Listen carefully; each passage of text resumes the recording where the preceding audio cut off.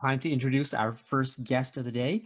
She is an industrial engineering student studying at Dalhousie University with a passion for leading more young women into the creative world of STEM. She is Jennifer Ladipo.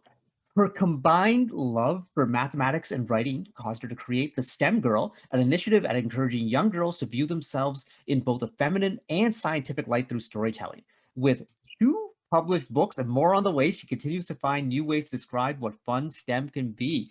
Welcome, Jennifer.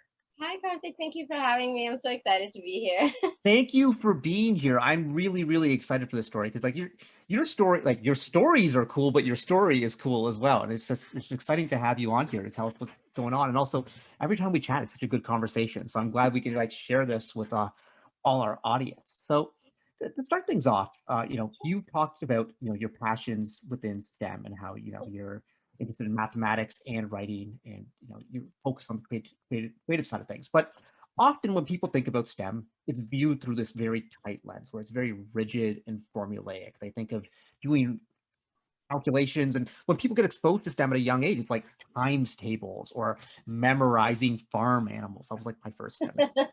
Very weird. We pay a lot of attention to farm animals in kindergarten. I'm not exactly sure why, but that's a question for someone else. But there's so much creativity needed to solve tough problems. Like as you advance through math, you go into engineering. Like I did pure mathematics. It's all creativity. There's nothing formulaic about it. So why do you think creative problem solving is so important? I think it's important because it applies to everything. There's no situation that you can end up in where you can't somehow solve the problem in a creative way. And it's always nice to be open minded, not have your mind in a particular box. So, for example, when we have this pandemic where there's so many things going on and it's difficult for people to meet and it's not necessarily safe, this is a great time to find creative ways of people to still interact, still talk to their friends, but at the same time stay safe. So problem solving, creativity is important because you won't always have a logical problem. It won't always be something you've seen before. And then all of a sudden you have to think outside the box and there's no past history to help you. And then all of a sudden we all have to come together and literally be creative with our ideas. It's really poignant that you mentioned that right now, Jennifer, especially in light of the pandemic, because like this is new. It's a virus that had not been seen, and we hadn't seen a pandemic of this scale in over 100 years. So before any of us were doing anything, the world's obviously a different place. And so, we're trying to have solutions to really tough problems. Like, for example, how do we vaccinate a population of 39 million people as fast as possible? And to just think that we can do it the same way we've done flu shots and the such is like, okay, that is an approach. But if we want to go faster, we have to come up with creative ideas. I saw one recently, Canada's Wonderland, which is like the big theme park here. They're going to be, and their parking lots are already set up with like gates where people drive through the gates to buy your ticket or whatever. They're going to be doing a massive drive-through COVID vaccination center there. It's just like it's one of those things that was not in a playbook for vaccination. No one's ever gotten a flu shot at Canada's Wonderland or something like that. But like that's a form of creative problem solving for a big problem. So I think that often in STEM, because of the way we're taught, right, Jennifer Yeah. and Michelle, it's like memorize this, memorize that. Like you're in school right now, Michelle. Like how much of your like classes is like memorization?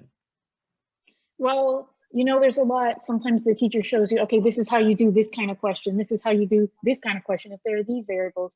But then every now and again, sometimes this question appears on a test or some practice, and the teacher's like, you got to figure that out yourself.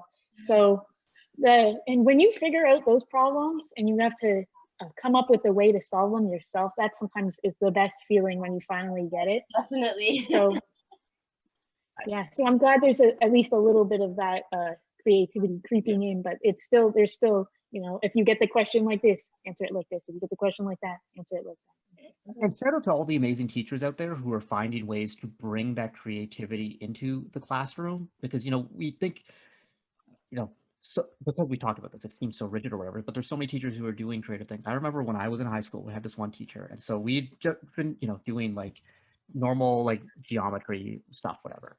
And then we came in for a test, and I looked at the test, and there was no English on here. The entire test was written in Arabic.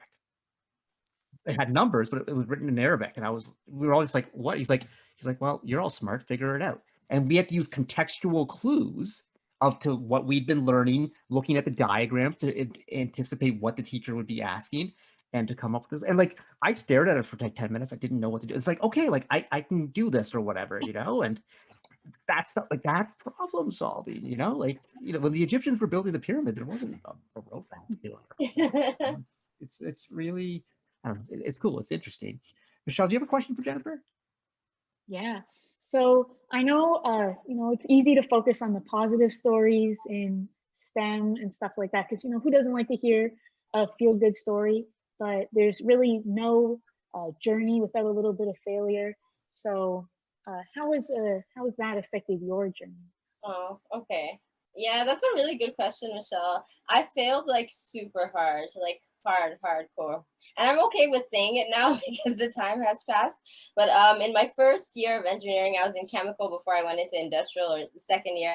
I remember my first calculus test, I got a 3 out of 20. It was 15%. And I called my mom. I was like, Mom, it's all over. I was like, I can't make it. I can't do any math. I thought I was good at math.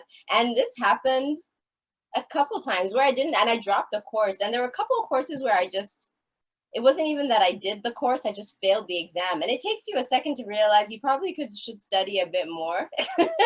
and that, and that's what I find interesting about failure. It's only a failure when you stop. That's like the only time that anything is really a failure. And that's something that I find it's interesting you asked that, Michelle. I'm actually working on a guide to failing like a champion right now in university, because I think it's something that everybody should know. Failure isn't like, we do it as a numeric thing. Anything over below 50%, you failed.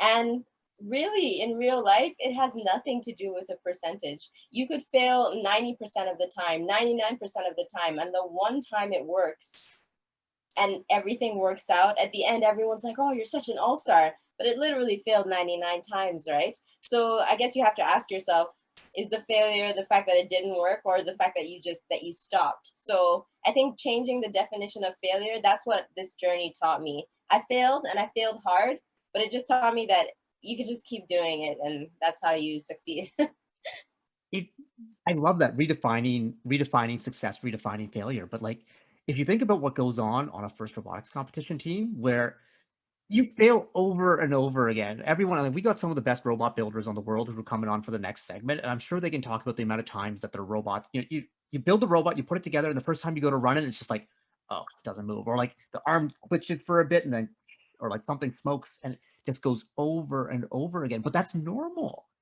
Solve hard problems. You don't. If they were a hard problem, you wouldn't be able to solve them the first time. Like, that's just not the definition of a hard problem. And it goes back to creative problem solving.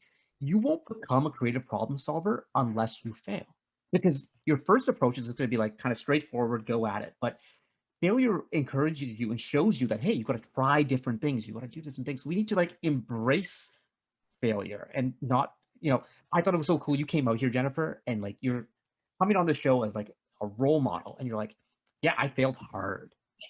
Like, people need to hear that, because like otherwise people think that no one fails, or they think that the only people who fail are the ones who aren't getting their engineering And degrees. actually, it's interesting you say that. When I had my co-op, my internship, I remember I had failed for the next semester. And I was so nervous, and I was telling my boss about it. I'm like, I don't know what I'm gonna do. I failed this one course. And he like brings me close. He's like, I'll let you in on a secret. No, so did I. And I start talking to all these engineers I work with at General Motors, which is like a pretty intense company. And all of them have had this experience where they either failed a test or something just didn't go well. But the thing is, when engineers get their ring, you forget so quickly about all the failures you had. But just remembering that. But I think another big part of, I would say, dealing with failure, because it's easy to say just keep going, but when it's happening and you failed and you're in your emotions, it's very, very easy to give up. And in that moment when it's happening, I would say really try and focus on the positive things, because positive things, or the meaningful things. Because I once had I was a mentor. This is how I got to know Lego robotics. When I first did my second year in university, I was a mentor for I think it was the little kids. It was the first, so they were a little younger, and they had practiced and practiced and practiced this thing. And it was really interesting because it was about 5 boys and 1 girl. And I was always trying to push the girl. I'm like, guys, you gotta make her gotta let her do everything. You gotta let her do. So she practiced and she practiced. And eventually, like, they worked as a great team. At first they didn't, but eventually they were all working together. And at the end of it, they let her run the competition, which I thought was pretty bold, because it really was the boys that had programmed it, but she was used to using it. And when she did it, she messed it up like she had never messed up in practice. Like, because it happens, right? You practice and you practice, everything goes right, and then when you do it, and at the end of it, she didn't do well. All the boys were like, "That's okay, Tanya. You did so good. Like, we were so proud of you." And to me, it doesn't matter if we didn't win the competition. It doesn't matter if she didn't do well while she was practicing. Their success is the fact that they were able to work together with this person that at first they weren't even including. And at the end, they gave her props and they were encouraging her. And to me, I was just like, oh, they succeeded, because that's a lesson that goes on for forever, as opposed to just winning a competition. Right. And I think also, like, you know, you said like they succeeded because they learned that lesson. It's also about setting our own goals properly.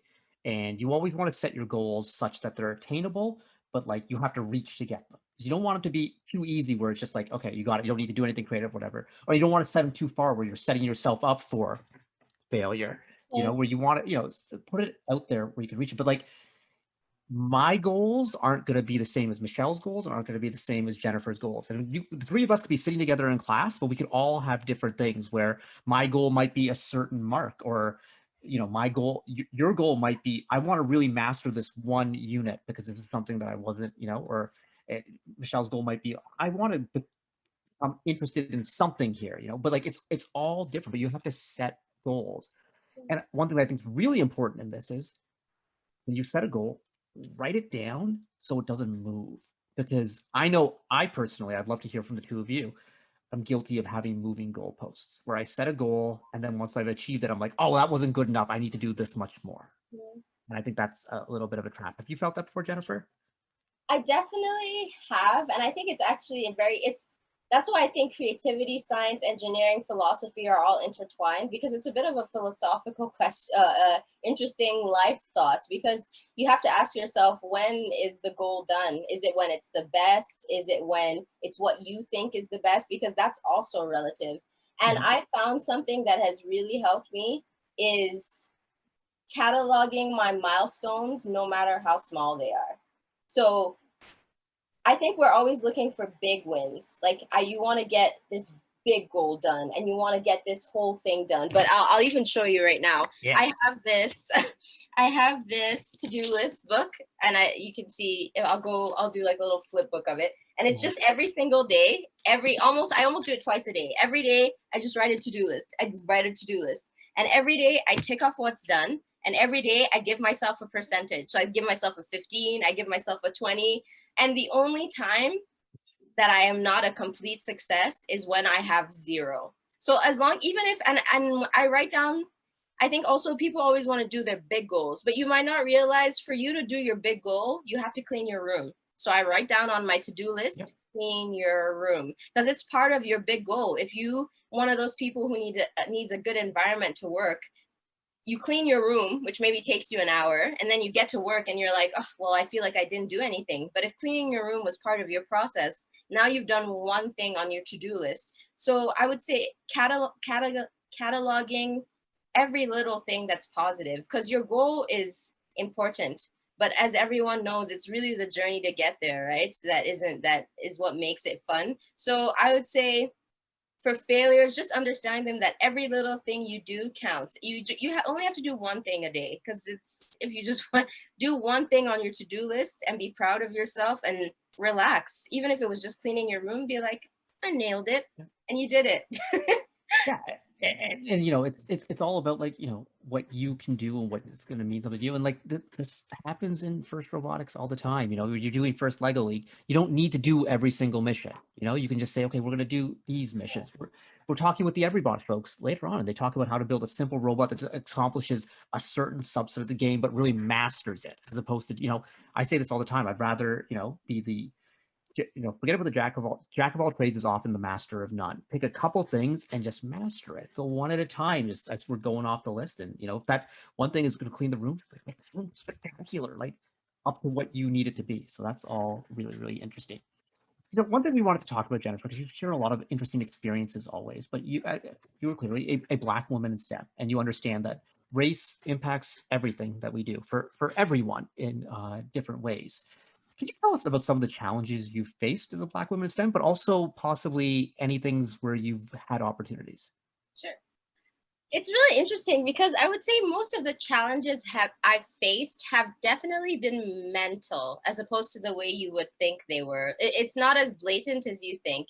It's not like you go to work and somebody goes, "Hey, you're a Black lady, get out of here." That never that never happens, you know what I mean? And I'm really happy that I live in a society that's actually quite welcoming of people of different cultures and backgrounds.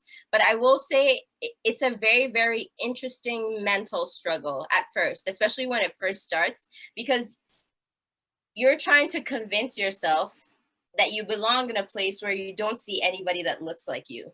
And it's a tricky thing because we're very we as human beings, we're very related to the things we see. It doesn't necessarily mean it's what is meaningful or not. It just, whatever we see is what we attach ourselves to usually. So when you enter a room and you're the only one that looks like you, it takes a fair amount of mental strength to be comfortable. And I would say this would happen to any race, but as a Black lady in STEM, in engineering, now I had once had to take a sociology paper, so I'm very aware of the history of engineering. Engineering was made for wealthy, essentially wealthy white men. That's what it was made for. That's who it was actually made for. They were rich. They were the ones that had the technology. And then eventually what happened was the Industrial Revolution occurred, and all these wealthy people, they wanted to make all these machines, but they didn't know how farming worked. So then they had to include the farmers now. So it wasn't just wealthy people, it was wealthy people and the farmers. And then each step, you'll see how diversity, it was innovation that caused it. Each step, they essentially needed the expertise of these other people that weren't wealthy white guys. So they just kept adding more and more people until engineering now you can see. So you can see that it started off a certain way. But one thing that I will always mention is that I am so grateful for every race that I've met that has encouraged me, and I will never ever forget it, because there's no race from the time I have been in high school, middle school, all my teachers were always so encouraging in every single step of the way. And those are the things that I remember. It's not that I haven't had experiences where I thought to myself, I don't feel like I belong here. It was that there were people in the room that made me feel like I belong. And that's the tricky thing about race and feeling like an imposter. It's a two-way street. If you're not being included, then you're not being included. But if at every step of the way someone, and that's something I'll always thank my friends at General Motors and Pepsi for, my two co-op jobs, is there was never a time I felt like I couldn't do a job. Even if I was in a room with 10 people, then none of them were women, none of them were my same race. There was never any exclusion. They'd always be like, "Jen, come here. We need your opinion." I'm like, you my opinion? And there's nothing like, and I know it's unfortunate where we live in a world where there's a certain view of certain people that should do a certain job, but that's just the reality of what it is. In my class, majority of us are white guys, or mostly guys in general, and that's just the reality. So you get into this environment, and these people are so smart, and they have such phenomenal expertise because they've been working for years, and they're brilliant, right? And you're sitting there and you're like, there's no way I can be smart enough to be in this room. And then that person who you think is brilliant says, "Jen, like, why don't you come take a look at this and give me your opinion?" And you're like, my opinion? And it's a phenomenal feeling. So for me, I always want to remind everyone, not just role models, people, both people who are feeling that feeling of race, and both people who are experiencing and not feeling it, the best thing you can do for each other is include each other in everything. Don't leave each other out, because that mental fight, you don't see it and you don't hear it. So when I'm in the room and I'm thinking to myself, do I belong? Am I smart enough to say this opinion? You don't hear it. All that everybody sees is this person that's not contributing to the team. And then it's a cycle, because you're not saying anything because you're scared that you won't sound smart. They're thinking to themselves, why is this person not saying anything? And then it's a cycle. But very soon you realize nobody knows everything. People ask questions all the time. And As a Black woman, as an engineer, I realized my biggest superpower was being able to say, I don't know.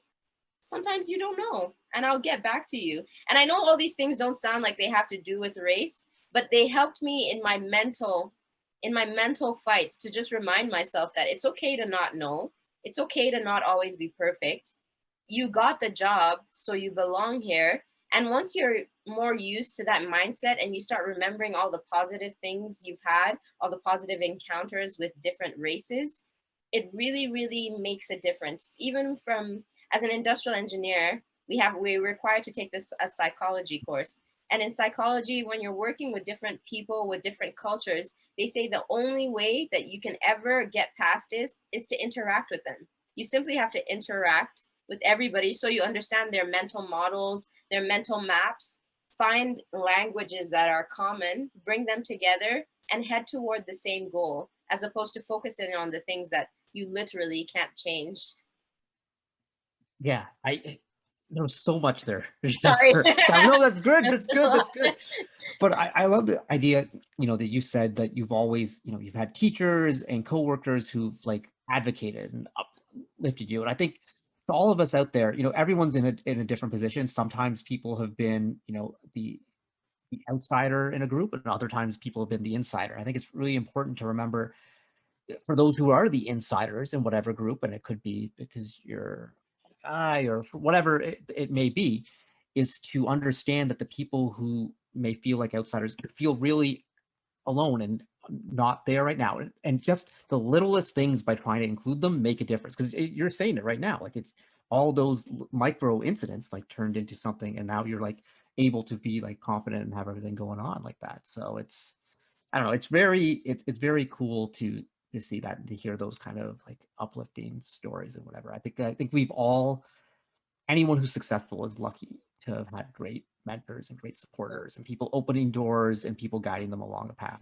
so it's. And I find if we're honest with each other, we'll see that race has nothing to do with it. You can meet people from all walks of life, all races, all genders, and they literally they come through in ways you would never imagine. One of my engineering fairy godmother, I literally call her that, my boss from General Motors, my very first boss ever, till today, I would say I would literally have never gotten to a place where I had books that were like physically in my hand without her. And it had nothing to do with race, and it never will. And I think that's the part that people struggle with, is because it's easy for me to say, focus on the positive experiences, but there's societies where majority of your experiences with certain races are negative. And that is a reality for some people. All they ever see is the negative side of one race. And I think that's where I say it takes everybody. If it's either one of us or none of us, it's either all of us or none of us. It's up to us to forget about all the history. And it's a hard thing to do, and it's painful, especially if you're always encountering racism and prejudice.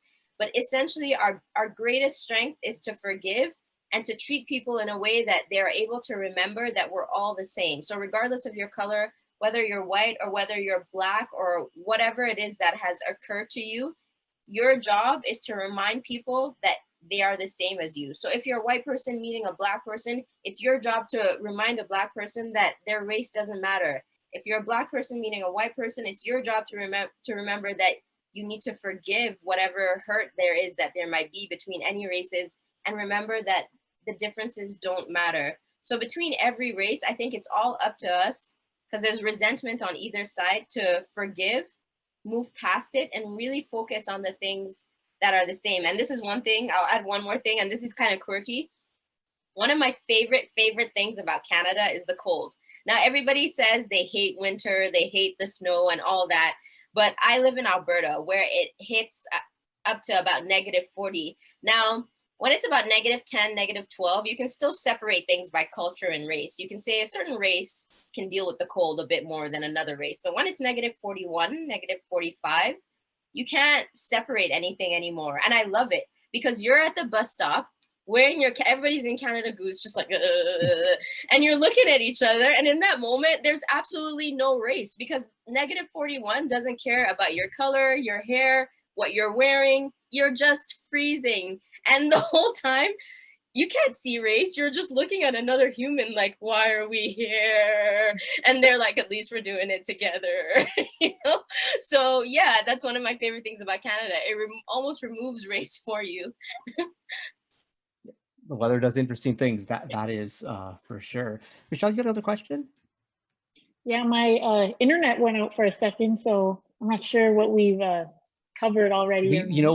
We were just talking about the same question we were on before, so you can jump right back in, Sorry, Michelle. it was long. No, don't be sorry. This is what we're here for. Yeah. So I was here. I did hear you mention briefly imposter syndrome. So I guess you did kind of say that you've experienced it before, but would you have any specific advice for people who are feeling that way in any context, maybe at school or at work or anywhere? Yes. Imposter syndrome is a tricky one to deal with because a lot of it is in your head, and it's also not very, it doesn't follow logic. One of the main things that makes imposter syndrome different is that it occurs regardless of past achievements. So you can be amazing at something. Everybody can tell you you're amazing at it. You could have gotten the job because you're amazing at it, and you'll still have it. So that's something that makes it a little bit trickier, is that it happens regardless of those things. Now, tips for overcoming imposter syndrome. The first one that I would say would be, make sure, I said it earlier, but make sure you're cataloging your milestones. If you're not cataloging what is happening and the things you're learning, you forget that there's a learning curve, because there's always a learning curve with things. So when you get into a place and you don't understand what they're saying, that's essentially when you feel like an imposter. And even if you understand what they're saying, you'll feel like an imposter. So you need to be aware that this particular psychological phenomenon happens regardless of whether you do good things or not. So actually remind yourself of the things that you have done. Like, if you don't, you're just going to keep thinking that you need to learn more and more and more. And it's literally called the curse of knowledge. The curse of knowledge is when you know so many things, you essentially feel like everybody knows it and that it's not a big deal. And that also makes imposter syndrome worse. So I know it sounds strange, but you have to remind yourself that you're there for a reason. You're there for a reason. And it's not just because you got the good grades, because apparently that doesn't matter. You're there because either you're passionate about it or it's important to you. And that would be the biggest thing that I will say, is the biggest tip that I would say for imposter syndrome.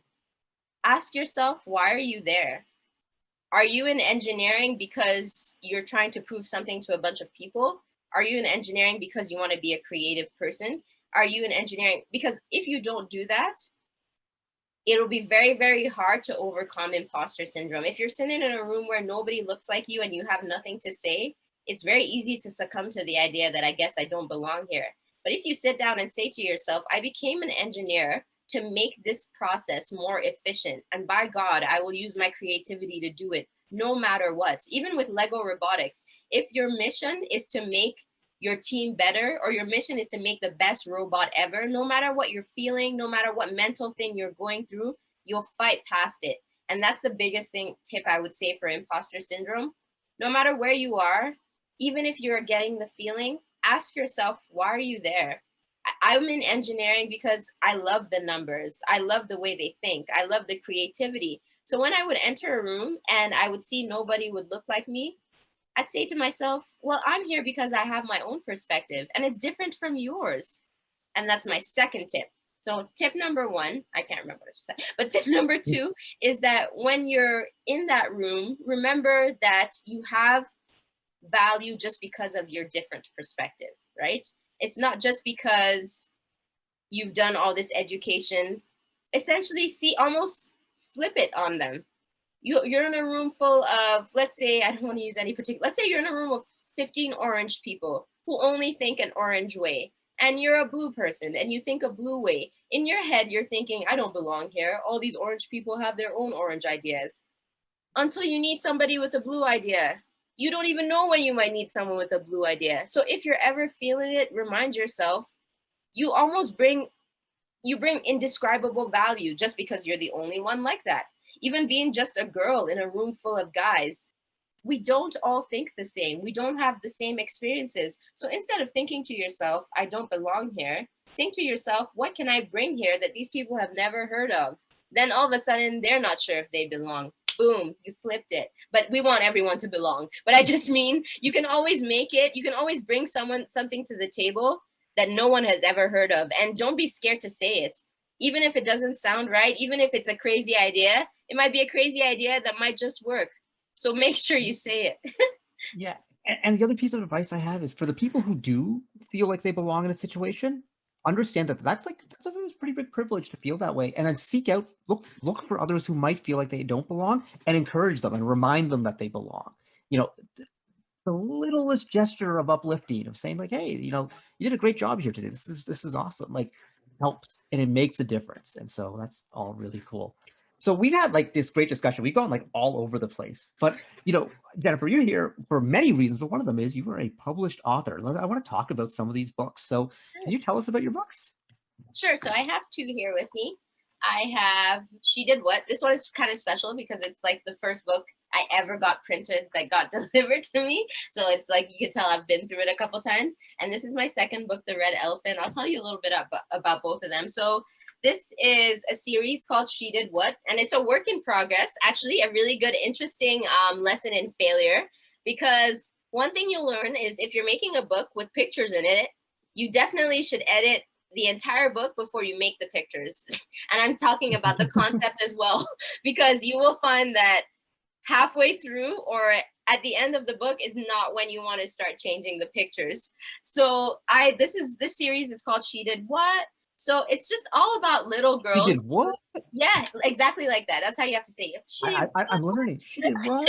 Julia's Asteroid. She did what? Julia's Asteroid, right? This is Julia's Asteroid. This is the first book I ever published, and it's about this little girl. A meteorite falls outside her house, and she takes a sample, and she has a whole like suit on and everything, and she's just trying to figure out what it is. So she does a bunch of tests on it. So this one is a chemistry lesson. It's about the properties of matter, essentially, the physical properties, the periodic table, and it's a rhyming book, and it's also a coloring book. So this series itself is a coloring book. You can see her, that's her little beaker there, and she's trying to figure out if her sample is magnetic. So she does all these little tests on it. And so the She Did What series, my next book is Roxy's Rocket. So all of them follow a little girl, either Roxy, Julia, or Lily. Those are the three characters. And they're all of different cultures, different races working together. And each of them are learning something new. So the next one, Roxy's Rocket, is about space. And she's just talking to her dog about the moon phases and shooting stars. So it's really about young girls who love to read. That's just, it's a consensus. They love to read books. So I decided, why not make books? And it's not only for girls. I just wanted a series where girls were the main characters, where they could see themselves and visualize themselves. Now this one, The Red Elephant, is an environmental series that I started. And the next one after this is called Sheila the Shark. But this one is Red Elephant. And it's about this elephant named Maul. And she's drinking some water in the river, and she gets stuck in something. And it's actually a recycling lesson. So it's about, she gets stuck. You can see over there, you can tell what she's picking up over there. So it's just a can of something. And you can tell as the book goes on, all of a sudden she's red, because she gets stuck in all this, well, it's paint. You guys are smart. So she gets stuck in some red paint. And then her friends don't talk to her because they don't recognize her. Everybody's just like, who is that? It's a cheetah. And they're just all like, we don't know who that is. So essentially, and at the end, the rain washes all of the paint off, and everybody recognizes her again. But the whole lesson is, where does our waste go? And what happens in the event that our waste ends up in an environment that it's not supposed to be in? Who does it affect, and to what level does it affect them? So I'm trying to really bring down the idea of how important recycling is to kids. Now, I know it seems a bit of it's like, whoa, this whole elephant, his friends don't talk to him. But the lesson behind it is, just from a little can of paint or just not recycling something very tiny, you can affect an entire ecosystem or even friendship of animals. So that's about those books. So yeah, I'm really just trying to encourage kids in learning about science and engineering and the process of understanding problems. That's fascinating. First off, I love elephants. They're like my favorite animal. Bunnies, elephants. It's hard to say, you know. I'm like, but I love them both.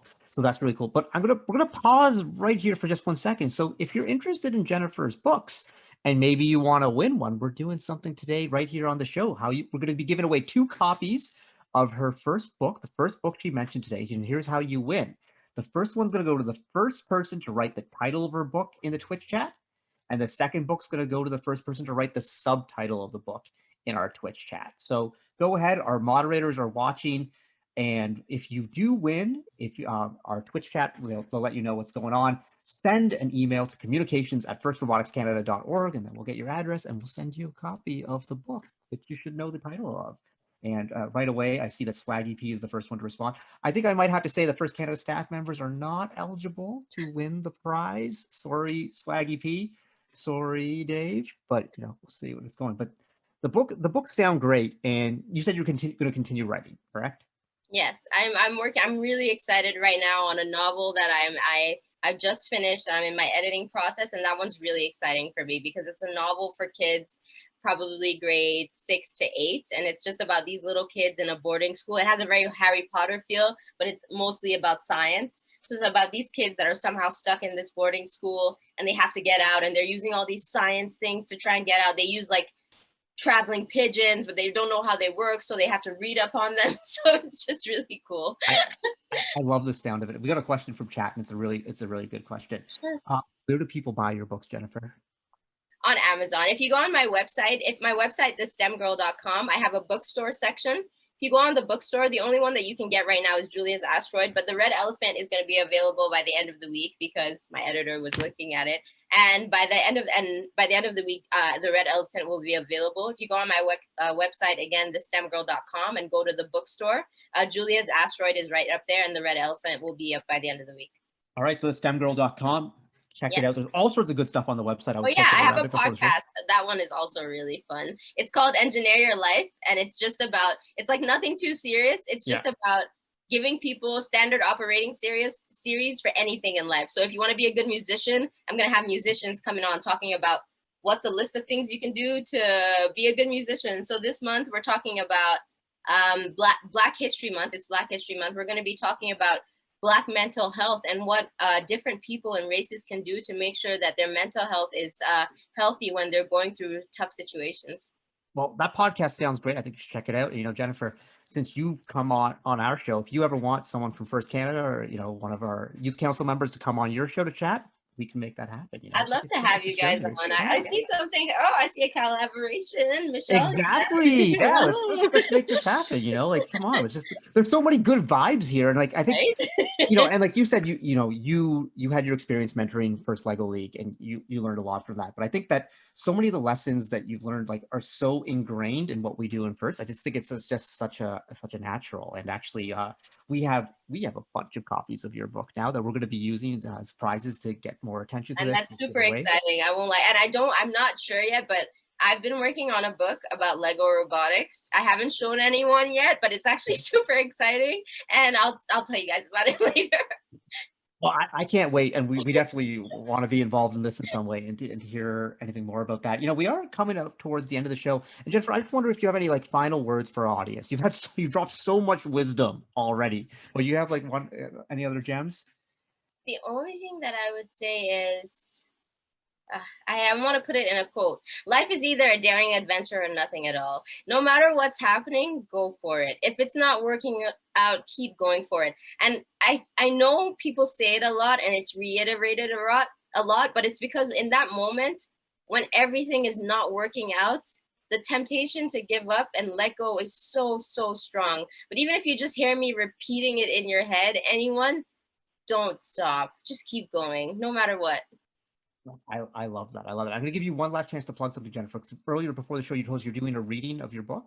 Yes, I'm doing a reading of my book on February 27th. It's called Read, Repeat, Recycle. I'm going to be putting the event on my website by this weekend, and you can go in there and register. I'll put it up on my social media. So go to thestemgirl.com or follow me on Instagram at thestemgirl, and I will have it up there. So February 27th, please join me. If you have any friends with kids, or if you have any little kids, 4 to 9, 4 to 10, it doesn't even matter. Just bring them along. We do a recycling lesson. We eat some food. We separate recycling. It's just a bunch of fun, and it's a way to just talk about waste. So please do join me on February 27th.